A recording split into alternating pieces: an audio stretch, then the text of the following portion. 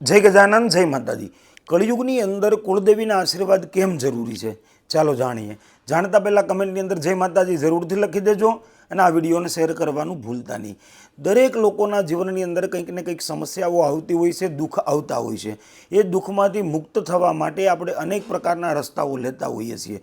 ઘણા લોકો એવું પણ વિચારે છે કે થોડો સમય ખરાબ છે, જતો રહેશે, સારું થશે, પણ કુળદેવીની કૃપા વગર કે કુળદેવીના આશીર્વાદ વગર આ સંભવ નથી।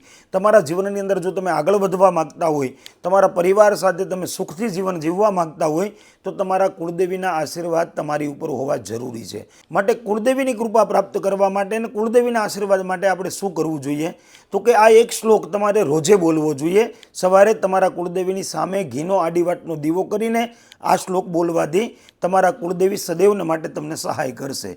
કયો શ્લોક? વિવાદે વિષાદે પ્રમાદે પ્રવાસે જલે સાનલે પર્વતે શત્રુ મધ્યે અરણ્યે શરણ્યે સદા મમ પ્રપાહી ગતિસ્ત્વમ ત્વમેકા ભવાની। આ શ્લોક રોજે તમારા કુળદેવીની આગળ બે હાથ જોડી પ્રાર્થના કરીને બોલો, કારણ કે જીવનમાં કુળદેવીના આશીર્વાદ વગર ક્યારેય પણ તમે સુખને નહીં ભાળો। માટે કુળદેવીની નજીક રહેવું એ જ આપણા માટે હિતાવહ છે। તો બને એટલું કુળદેવીની ભક્તિ જરૂરથી કરતા રહેજો। જય ગજાનન, જય માતાજી।